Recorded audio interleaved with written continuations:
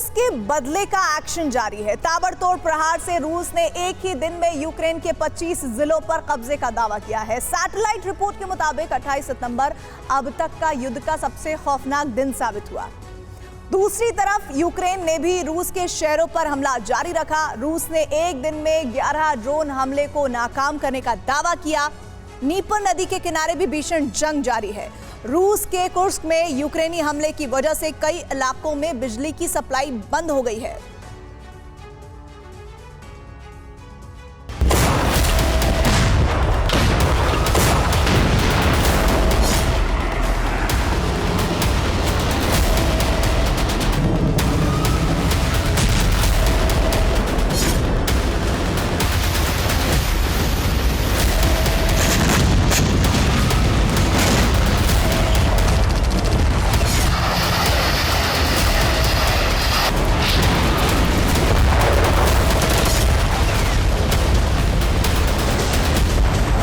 पूरी ताकत झोंक दी गई है।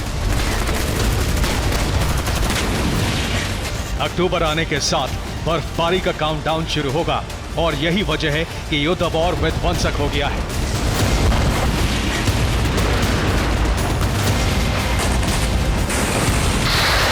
वॉर जोन से आ रही तस्वीरों से जाहिर हो रहा है कि रूस की बेचैनी कितनी बढ़ चुकी है।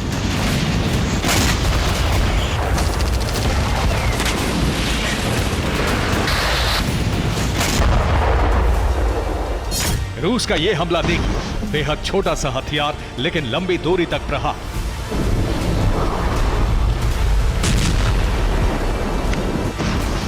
बीच में नीपर नदी और इस पार रूसी सेना तो दूसरी तरफ यूक्रेनी ठिकाना।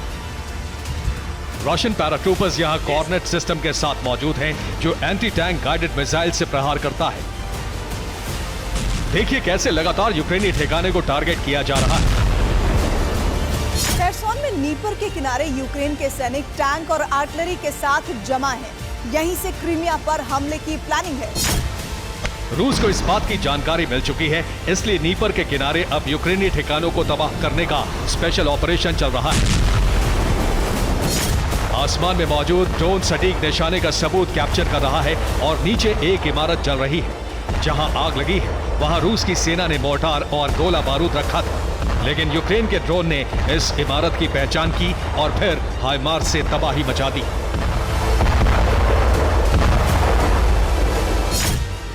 ये स्वीडन का CV-90 टैंक है।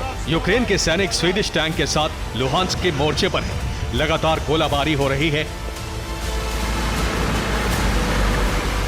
लेपर्ड खत्म होने के बाद स्वीडन का टैंक अब यूक्रेन के सैनिकों की नई ताकत बना है।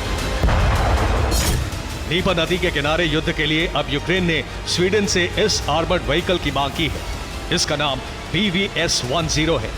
अगर ये यूक्रेन आ गया तो यूक्रेनी फौज के लिए नीपर पार करना बेहद आसान हो जाएगा। इतनी जबरदस्त गोलाबारी हो रही है कि रिकॉर्डिंग करने वाला जवान जमीन से उठ नहीं सकता। गोलाबारी के बीच यूक्रेनी सैनिक बंकर में छिप जाते हैं।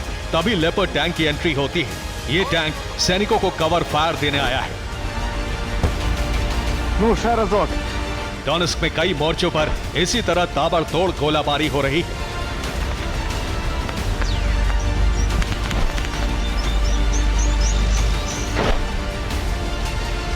रूस के शहरों पर हमले की कोशिश भी लगातार जारी है।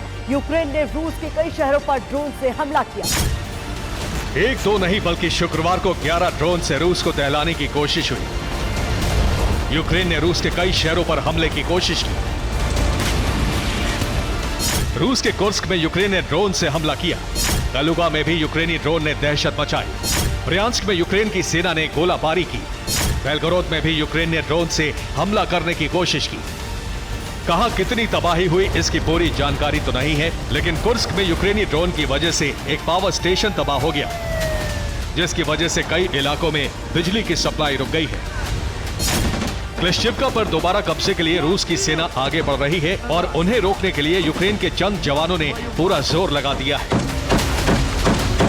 छोटे से बंकर से लगातार फायरिंग चल रही है। दोनों सेनाओं के बीच दूरी इतनी कम है कि असॉल्ट राइफल से एक दूसरे पर गोलियां बरसाई जा रही है। लगातार मैगजीन लोड हो रही है, वायरलेस पर कमांडर से बात चल रही है और ताबड़तोड़ फायरिंग के बीच न रूसी फौज पीछे हट रही है और न ही यूक्रेनी जवान मोर्चा छोड़ रहे हैं। एक तरफ आमने सामने की जंग है तो दूसरी तरफ रूस की आर्टिलरी क्लिश्चिवका पर लगातार गोलाबारी कर रही है। क्लिश्चिवका में रूस के हमले से भारी तबाही हुई है, कई इलाके खंडहर बन चुके हैं। रूस एक बार फिर सेना भर्ती अभियान शुरू कर रहा है। रूसी कब्जे वाले पूर्वी यूक्रेन के 4 इलाकों में सैन्य भर्ती अभियान शुरू हो रहा है। डोनेस्क, लुहांस्क, खेरसोन और ज़ेपोरिजिया के युवाओं की सेना में भर्ती होगी। रूसी सेना में 1 अक्टूबर से बड़े पैमाने पर सेना की भर्ती शुरू हो रही है। देखिए रूस के सैनिक कैसे ड्रोन के लिए टेम्पररी सेंटर बनाते हैं। छोटा सा एंटीना लगाया जाता है और फिर ड्रोन अटैक की तैयारी शुरू होती है। बहुत दूर रहकर भी रूस के सैनिक जंगल में बने यूक्रेनी सैन्य ठिकानों को तबाह करने में कामयाब हो रहे हैं। युद्ध में ड्रोन का इस्तेमाल जमकर हो रहा है। रशियन एफपीवी ड्रोन जंगल में छिपे सैनिकों को खत्म कर रहा है। घनी झाड़ियों में छिपे सैनिक भी इस ड्रोन के टारगेट से बच नहीं पा रहे। रूस में अमेरिकन अब्राम्स टैंक से निपटने की तैयारी भी शुरू हो गई है। रूस ने T-90M टैंक्स का प्रोडक्शन तेज कर दिया है। टैंकों की टेस्टिंग भी शुरू हो गई। रूस में टैंक का प्रोडक्शन तेज हो गया है। बरसों से जिन T-90 टैंक्स को बाहर नहीं निकाला गया, उनसे फायरिंग की जा रही है ताकि देखा जा सके कि कौन सा टैंक युद्ध में जाने के लिए सही है और किसे मरम्मत की जरूरत है।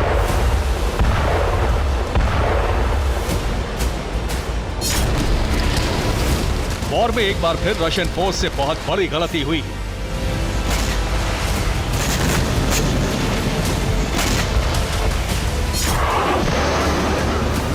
यूक्रेन के ड्रोन अटैक का ऐसा खौफ है कि रूस ने अपने ही एक फाइटर जेट को गिरा दिया।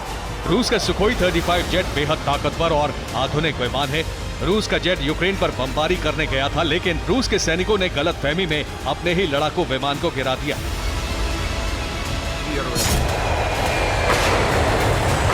Bureau report, TV9, Bharatvarsh.